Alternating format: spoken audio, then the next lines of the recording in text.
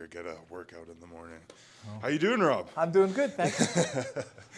Hey everyone, this is Trey Lopashinsky with the Community Roundup. I'm here in the District of Taylor with Mayor Rob Fraser doing our monthly review of Catch up? council dealings. Sure, Yeah, yeah. catch up. It's been a while since we saw each other last. The inaugural meeting that we had, and we were wearing masks that time, and look at us now. Yeah. How's everything going with the restrictions lifted here in Taylor? Our staff are working through the new requirements and trying to determine how we're going to fit in with our different facilities. And so we're expecting a report on the next council meeting. I believe we're opening the front door here at the office. I think it might be open this morning already. Yeah, it is. Yeah. Right when I came in, I didn't have to buzz or anything. So staff's going through the rest of the orders and trying to determine how we can fit them into the operations and try to get some of our facilities up and running again. And talking about last month's meeting, we did discuss kind of how the summer was going to look because we didn't know what restrictions were going to look like, right? And one of the things we talked about was summer camps. Now, after we had the discussion, a resident here in Taylor actually gave me a call and was just very curious as to, during the pandemic, not too many residents could come into council meetings and stuff, and was wondering, with Taylor being a family-friendly community, why summer camps were put off this summer. Yeah, so it wasn't only just the summer camps for the kids, it was also the preschool program that got put off. And I hope everybody remember that councils have to do their budgets early in the year. And so, we looked at 3 different options: back to full operations, which would include the kids camps and all the summer programs, a partial update, or probably a partial budget, which would look at just about full operations, but without the kids programs during the summer and the fall, and then a much restricted, similar to what we did in 2020. The council opted out for the middle choice, where we went to just about full operations, but that we didn't go ahead with the kids camps or the preschool. And really the reason is it's a complicated process. We're not in the business of education. The school board's in the business of education. So for us to hope that the pandemic would allow that sort of thing, and then at the last minute try to get ECE instructors and get a program all set up, because we've laid off everybody that's been part of that. Council just didn't feel that we could pull it together this year, even if the pandemic rules relaxed. And so we really have put it off. It doesn't mean that we won't ever do it. That'll be a choice for next year's council and councils moving forward, because we are family friendly and we want to continue those types of programs where it's appropriate in the community. And what would you say to some residents who say, if this is a big issue, not just for the one that reached out to us, but maybe some others in the community that might have seen money go towards other things instead of the summer camps to have their kids? Kind of, what do you say in response to that? Well, we've got to try to foresee our budget, right? Our budget is forward-looking, and once you make your decisions on the things that you're going to support, that's where you put the money. And we can't go back and ask for more money later to add programs in. So we'd have to cut something else. If there was a lot of people coming in and saying that, hey, this kids camp's got to go, and council would have to review its priorities, and which would mean a jig of the budget, but we would have to cut something to make that happen. And like you were saying, there were cuts to services due to the pandemic. You guys had to make a lot of hard decisions. With that, a lot of jobs got cut as well. With restrictions being lifted, obviously not right away, things are going to get back to pre-pandemic levels, but here specifically in the district, are you starting to see some more jobs kind of pop back up again? Yeah. For sure, yeah. So just about everybody that we laid off, except for the early childhood education team, have been hired back. So a lot of the folks in our Parks and Rec that were laid off were brought back and we're up at full capacity there now. I think there was a part-time job that didn't get filled, and the gardener didn't get filled again. But I think it wasn't because the money wasn't there. I think that just nobody applied for that gardener's position. But yeah, we're from that perspective, we're pretty much full on with respect to all of the employees that we had pre-pandemic.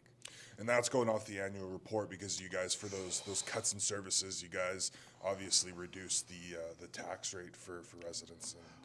Yeah, residents and businesses. And We businesses, were right. worried about, you know, people's ability to pay their taxes last year because, again, it was early in the pandemic when we had to do our budget, and it was pretty obvious that we weren't going to be able to have any programs where we brought lots of people into our facilities. And you know, for some of our folks working here, if we've got no people, we've got no programs, there's no job for them. And so we had to we really had to make some hard choices and cut back. Yeah, but we're back to full capacity now for the most part, except for the children's programs. And when will that start to see those jobs come back? Well, it's not in this year's budget, so it'll have to be in the 2022 budget would be the soonest that we'd be able to get those programs back up and running, unless we cut something else, you know, and so some other service would have to be cut in order for us to add that in. And you can't make everyone happy, right? You cannot make everyone happy. That's the hard part about being council. Yeah, and you know, although we're a family-friendly community and we want to support families and the things that they do, you know, it's not a core part of what we do either. Is those children's programs? I mean, education is in the purview of the Minister of Education, and you know, we do what we can to support families in Taylor, and we are working with the school district on a couple of different things that we hope will come to fruition. But that's council still talking about those. We have to figure out where to get the money if we're going to work with the school board. And then touching again back on the annual report that you guys reviewed, I believe it was June 21st? Yeah. It was in June. Yeah. You know, what was the biggest thing that stood out to you in the annual report? There's 96 pages you're flipping through. There's a lot of information in there. A year full of, you know, pandemic-riddled problems. You know, what was one thing positively that stood out to you for sure in that annual report? Our core, we were able to maintain our core services, right? We took a pretty large cut to our budget. We laid off some staff, but our core services remained, you know, in service and at a high standard. You know, the highlight for me was that we had staff who understood the difficulties that we were faced with last year and what we wanted to do with respect to the residents of Taylor and particularly the businesses of Taylor by lowering their taxes as much as we possibly could. Those employees that we had that took those pay cuts and took those layoffs, you know, the whole municipality owes them their due, because they, you know, it was on every department took cuts, but there was you know 8 or 10 employees who actually took some pay cuts, and we owe them gratitude. And just for anyone who doesn't know, with the core services, you know, what is the core services here in Taylor? Core services: water, sewer, roads, and safety. Okay. And then, you know, moving over to Jarvis Crescent, kind of what's the update there? Because I also saw that you guys talked about the housing needs assessments. You also had I forgot a specific name of the assessment, but it was kind of looking at the infrastructure. You guys have to do it every 5 years. Is that specifically for growth, and does that kind of go with Jarvis Crescent? Kind of a pack question there. But Yeah, there's all, we'll unpack a lot of that. There are several things on the go. There's a housing needs assessment that the province is asking every municipality to do, because you need to identify sort of where the gaps are in your municipality, because a lot of municipalities are going to be asking for funding to assist to close some of those gaps. And I think the province really wanted to make sure that housing needs assessments were done across the province, and so that's a requirement. That's the RFP that we just awarded to Urban Systems. Yeah, in the meeting here the other night. So that's that piece of it. We knew that we needed to build a subdivision many years ago. We knew we were getting down to where we had very few fully serviced lots left in Taylor. And so council identified the need for that mid-range type home, and that's why Jarvis Crescent was developed and eventually built. So it was the cart before the horse a little bit in that the needs assessment sort of came after we built that subdivision. But I think we'll find that there are other gaps. The housing assessment will give us an idea about the gaps that are there, and particularly, I think in low income and seniors residential housing, as well as what we need to do with respect to our zoning and official community plans and how we plan going forward. And so this study will give us a futuristic view of how we need to plan and develop the municipality. And so that's why that one is so important. So Jarvis Crescent sort of came before on a need that council understood. Then the housing needs assessment requirements from the province came along, and we have to have that done by I think August 2022. Next 2022 anyway, sometime in 2022 we have to have that done. And just with Jarvis Crescent, like you said, it was before the housing needs assessment, but does that kind of go hand in hand with what you guys are doing, trying to, expand, also attract more businesses, bring more residents here into Taylor? Sure. So part of the decision to go ahead with Jarvis Crescent by council was the idea of expanding the residential base. When you have more families moving, you have more people in the community. When you have more people in the community, all those people are customers. And when you have those customers, that will help to attract businesses who are looking for markets to establish their businesses in. So because of our proximity to the city of Fort St. John, developing a downtown core has been difficult in Taylor over the years. And so it became obvious to us that that we needed to sort of build that residential base and expand our community.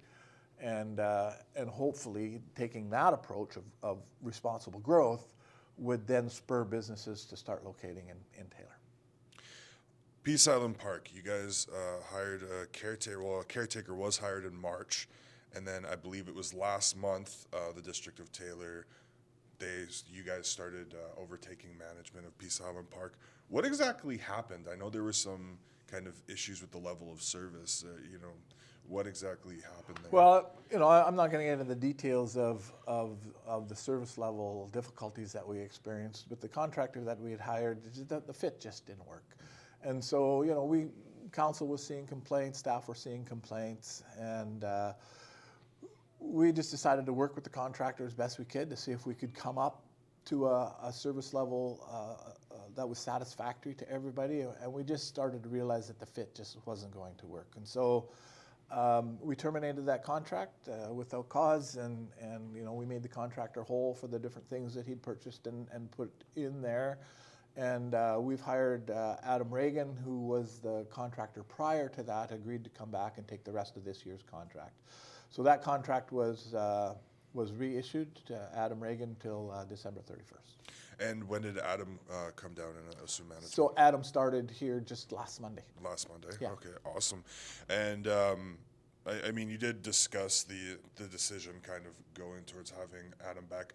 But with Peace Island Park and kind of in that decision making with the previous contractor, do you kind of compare other parks too, like how management is there? Sure. So so staff will look at regional parks and provincial parks and just see what the service levels are, and of course as for comparison, but the main service level requirements are based on the historical requirements that we've had in Peace Island Park, and we've always had a pretty high standard down there, and that's a little bit of a jewel in the region, and they'll move on a busy weekend, they'll move 3,500 people through there. That's more than a population of our community, and so there's a lot of work. And for a new contractor to take that on, sometimes they come in with expectations that were unrealistic, or they didn't realize just how busy it can be, and so things get lost or forgotten, and the service levels just aren't where the expectations are in the region. We want to maintain that park as a little bit of a jewel in the region, and so if the service levels are not where they are or where we expect them to be, then we've got to work with the contractor to try to get them there. And if eventually it gets to the point where we don't think we can get there, then we've got to look at the contract and changing it. So we looked at a couple of things. We looked at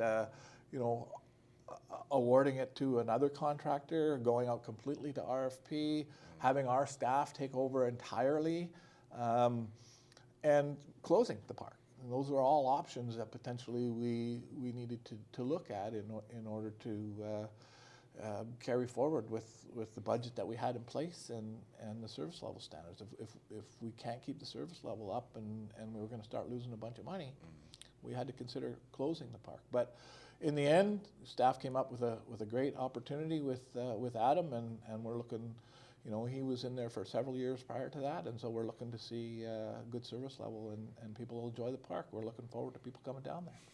Awesome. Yeah. Water restrictions. Water restrictions. Yeah. I watched your video on the Facebook page, and we had a discussion prior to going live here. With water restrictions, what are some important notes that, you know, residents in the area need to understand about the water restrictions in place right now? Yeah, people will wonder, we live right on a river. Why would we have to have water restrictions? Well, around the world, people are conserving water, and the expectations from senior levels of government is that you'll have water conservation programs in place, even to apply for grants for your water system. And so if you don't have some basic requirements around restricting water and conserving water, they won't even consider you for grants. That's one of the things. The second thing is that we make our water here, right? So we pull it out of wells down at the river, we filter it, we treat it, and then we pump it up to our reservoirs. Well, our reservoirs only have a certain holding capacity, and we have to keep minimum levels in there for fire protection, for in the event that we've got some kind of a problem with our water system, parts break down, something like that, we've got a reserve there. So that means there's a working level in those reservoirs that we can work with. And in the summertime, we can use that up faster than we can treat our water. And so we have to be cautious as we monitor the level within those reservoirs as they get closer and closer to those minimum storage levels that we have to keep. We've got to be aware that we're using too much water, and we have to put restrictions in. We know that when people water their lawns continuously, we can't keep up, and so we have to have water restrictions in there. So that's the second thing. And so people are allowed to water every other day, so the odd numbered days for 4 hours on those odd numbered days, from 6 in the morning till 8, and from 8 in the evening till 10. The third thing I want to talk about is the golf course. And you know, made a bit of a mistake in that I forgot to say in that video that the golf course actually runs off a separate water system. The golf course water is not treated. There's a pump down at the at the river that pumps directly from the river directly to the golf course reservoirs. So that's the water traps out and around the golf course. And then there's a system on the golf course that then pulls water out of those reservoirs and pumps it as irrigation around the golf course. So it's not treated water that we use out there. And if you want to know more about the water restrictions, Rob did a fantastic video next to Brad Pitt over here. I was watching the video. I was like, okay, this is very informative. That's awesome. Yeah. Well, so and you know, and we set that video up on purpose while they were sprinkling. So it's a beautiful picture out on the number 9 fairway, and the water. But you didn't talk about the golf course. The water sprinkling in the background, and we didn't actually. I forgot to talk about the fact that the golf course is on a separate system, and that's why they can water when everybody else can't. That's awesome. So as we're wrapping up here, Rob, I know you have to get out of here right away. One last question I have. This is a very, very important one. You guys lost the trophy last month to Fort St. John. What do you have to say about that? Yeah, we lost the Mayor's Challenge hockey game to the city of Fort St. John. You know, there was some shenanigans that went on there that I think that allowed them to recover their trophy. But we're ready to reclaim that trophy come ice carving time, because we know we can carve ice way better than the city of Fort St. John. But you know, it was a lot of fun, and maybe we need to have some kind of a physical Mayor's Challenge that's different than the ice carving when they do the High on Ice Festival in Fort St. John. Yeah. Maybe it's a golf, you know, challenge. Maybe it's we took some injuries on our team after that. You know, we never signed up for ball hockey when we signed up to. If anyone didn't see the pictures or the videos, there was a couple tillies. There was you know, some jerseys got pulled over some heads, and there was a few crashes in the corners. Considering it was a game that we were supposed to social distance and stay on our respective lines. We got tangled up a few times, but it was a whole lot of fun, and kudos to the city of Fort St. John for winning back the trophy. It looked like a blast, but I mean, it must hurt a little bit, Rob. I mean, Mayor Ackerman got the last goal. I mean, it must hurt a little bit. You want that trophy back, don't you? I want that trophy back, and that's why I'm sharpening up the ice carving tools, and we're getting a plan ready for this winter. Awesome. So thank you so much, Rob. We'll be doing another monthly meeting with the Community Roundup here in the District of Taylor with Mayor Rob Fraser at the end of the month. I'm Trey Lopushinsky with energeticcity.ca. This is Rob Fraser, the Mayor of the District of Taylor, and have a beautiful day, everyone. We'll see you next month. Yeah, see you next month. And now I got to walk around to end the video. So, Rob, sing a song for us. No, I'm just kidding. I would if I had my guitar. My voice is